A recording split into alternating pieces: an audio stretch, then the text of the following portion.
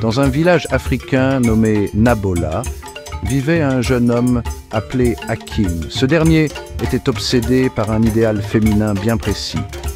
Il ne voyait la beauté que chez les femmes minces, avec un visage fin et une silhouette élancée. Les femmes qui ne répondaient pas à ce critère de beauté étaient rapidement la cible de ses critiques acerbes. Chaque jour, il faisait part de ses opinions, parfois de manière publique, blessant profondément celles qui ne correspondaient pas à son image de la femme parfaite. Un jour, Hakim prit la décision de se lancer dans une quête pour trouver celle qui deviendrait sa femme. Il pensait que son bonheur dépendait entièrement de ce critère physique et ne prêtait aucune attention à d'autres qualités comme la gentillesse, la sagesse ou le courage.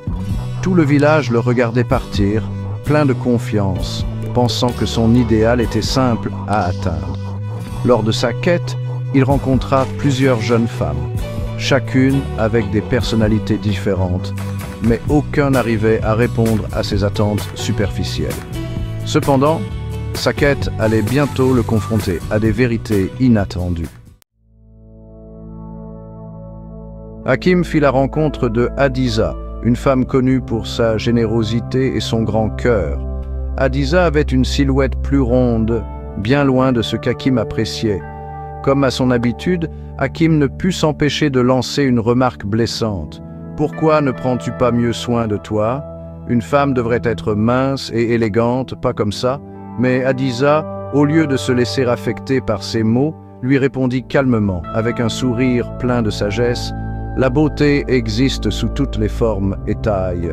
Ce qui compte vraiment, c'est ce que l'on porte à l'intérieur. » Les paroles de Hadiza résonnèrent en Hakim, mais il ne les comprit pas tout de suite.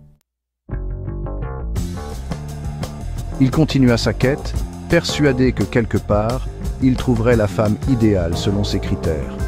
Il rencontra d'autres jeunes femmes, mais à chaque fois, il répétait ses critiques insatisfaites, incapable de voir au-delà de l'apparence physique.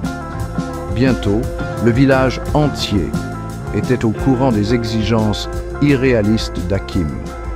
Les rumeurs couraient sur ses standards démesurés, mais cela ne le décourageait pas.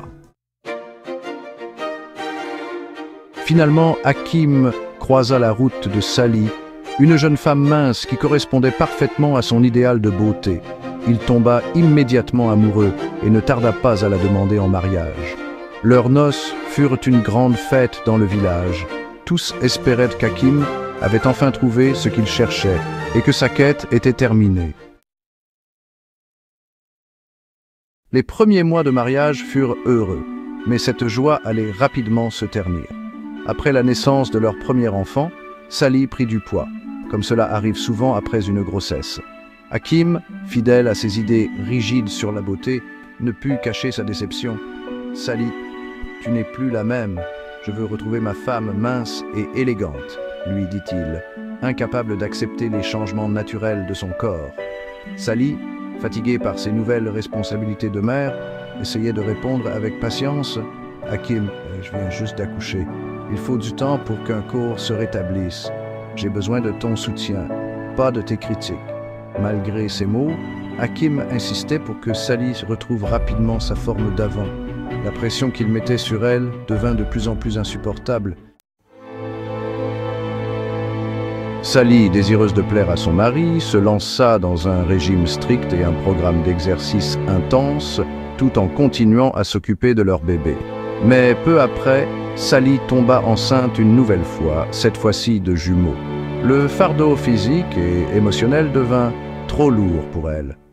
Hakim, toujours obsédé par l'apparence de Sally, ne se rendait pas compte des difficultés qu'elle traversait. Pour répondre aux attentes de son mari, Sally commença à courir, malgré son épuisement postpartum. Un matin, lors d'une de ses courses, elle s'effondra subitement, victime d'une crise cardiaque. Le village fut plongé dans le choc et Hakim, dévasté, réalisa la gravité de la situation.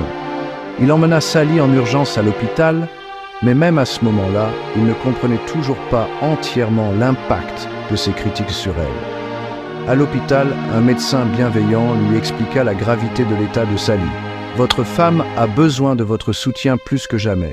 Ce n'est pas le moment de la blâmer pour quoi que ce soit. Elle a fait tout cela pour essayer de répondre à vos attentes, et cela l'a brisée physiquement et émotionnellement. »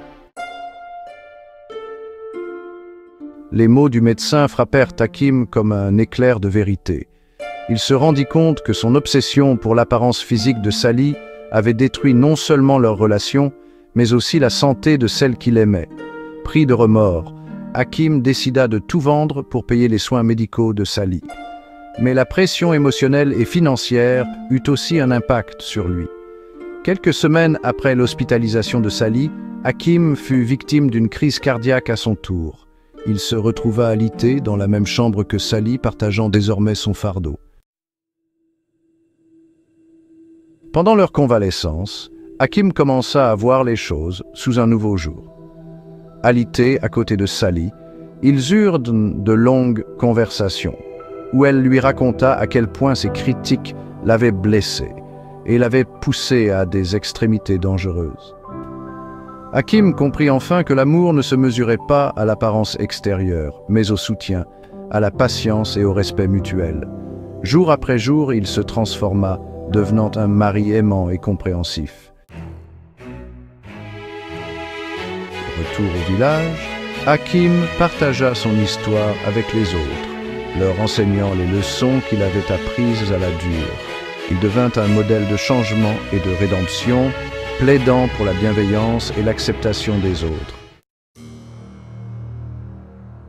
Son histoire inspira le village entier, qui comprit que la vraie beauté résidait dans le cœur et l'âme, et non dans les apparences physiques.